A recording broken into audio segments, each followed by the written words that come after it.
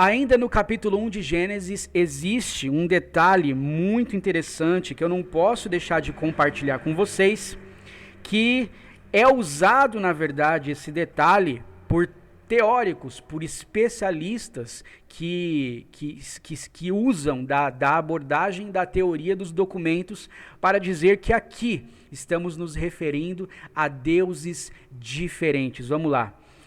Quando está escrito na língua portuguesa, a gente não reconhece essa distinção. Na verdade, Deus é Deus durante a Bíblia inteira. A palavra Deus é sempre usada para se referir a Deus. Se você lê no original, existem palavras diferentes para se referir a Deus. E é o caso que nós vamos discutir aqui agora. No capítulo 1 de Gênesis está escrito bem assim: no princípio criou Elohim os céus e a terra. Assim diz no original. No princípio criou Elohim os céus e a terra. Do original seria mais ou menos assim. E você que entende de hebraico, por favor, não ria de mim. O meu hebraico pode ser horrível, mas as minhas intenções são boas. Você vai conseguir entender do mesmo jeito. Seria mais ou menos Bereshit barra Elohim. No princípio criou Deus. Elohim. Gente, toda vez que você vê uma palavra terminada em rim, H-I-M, na Bíblia, isso é plural. Está falando de plural, ou seja, coisas no plural. Toda vez que você vê um término em rim, isto é plural. E Elohim é o plural da palavra Eloa, ou El. El é Deus, é um nome genérico para Deus. Os cananitas, eles se referiam aos seus deuses como El também, porque El é um nome genérico de Deus. Então, Elohim está falando de mais de uma pessoa. Não está falando de deuses em seu caráter politeísta, múltiplos deuses.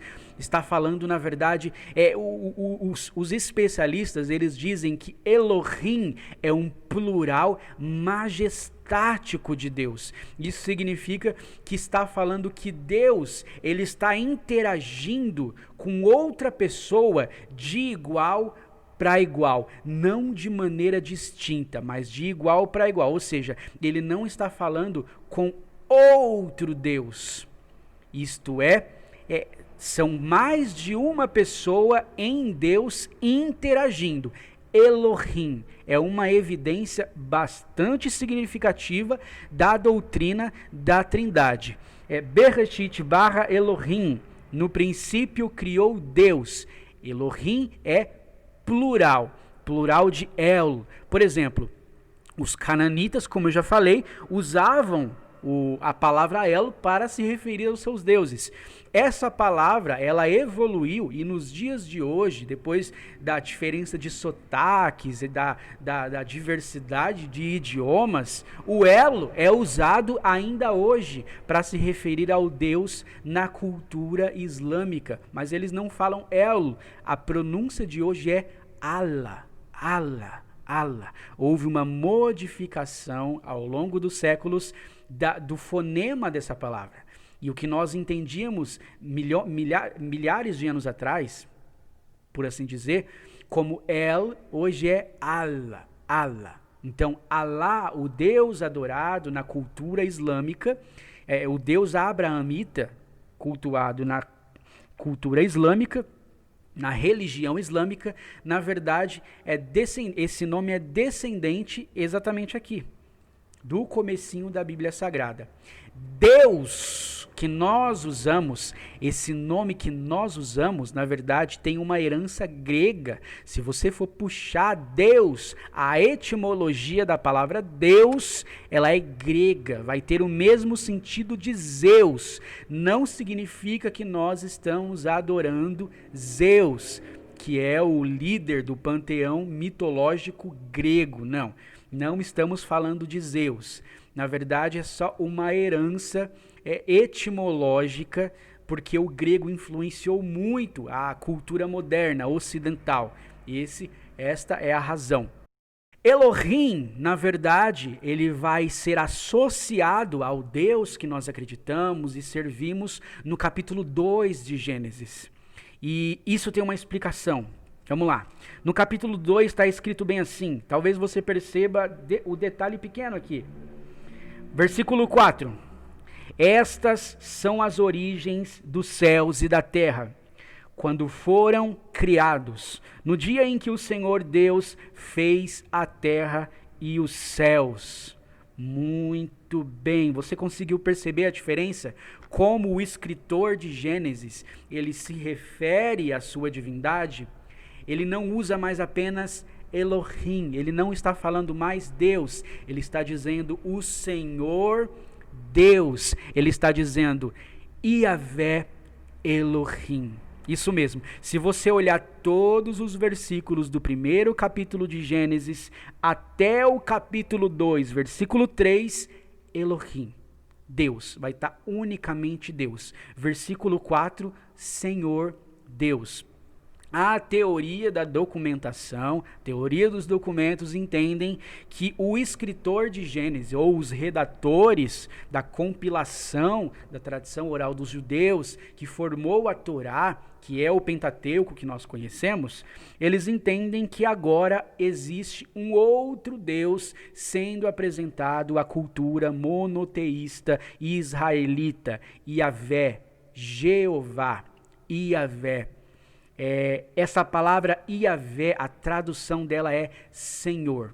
Ela normalmente é escrita com todas as letras em maiúsculo, isso mesmo, Senhor, S-E-N-H-O-R. Todas as letras estarão em maiúscula. Se você der uma olhada na sua Bíblia, talvez esteja assim, dependendo da tradução da sua Bíblia.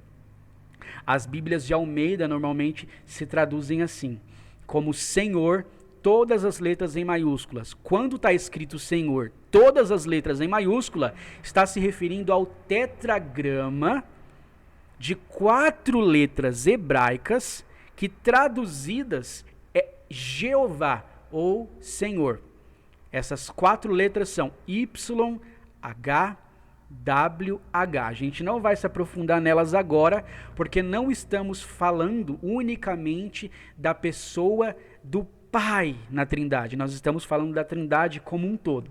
Então, quando nós fizermos o vídeo sobre o Deus Pai, o arquétipo do Deus Pai, a gente vai falar um pouco mais sobre o tetragrama YHWH. Eu só quero chamar a atenção de vocês para a diferença que existe aqui no capítulo 2 de Gênesis. Deus, ele não é somente o Deus, ele agora é o Senhor Deus. E qual é o significado disso? Eu vou contradizer agora, junto com vocês, a teoria dos documentos, que acredita que a Torá ela foi compilada no Israel pós-exílico e tira a autoridade de Moisés como escritor original da Torá. Vamos lá. Na verdade, a diferença de nome do capítulo 1 para o capítulo 2 é a autoridade de Deus sobre a sua criação. Antes que Deus tivesse criado qualquer coisa, ele era Senhor de quê? De nada, porque ele não tinha criado ainda.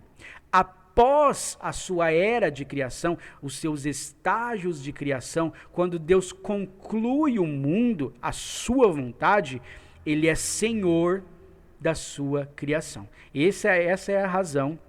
Essa é a interpretação do capítulo 2 e o versículo 4 de Gênesis. Deus, ele não é somente agora Deus, ele é o Senhor Deus, a autoridade suprema, absoluta, a majestade de toda a criação.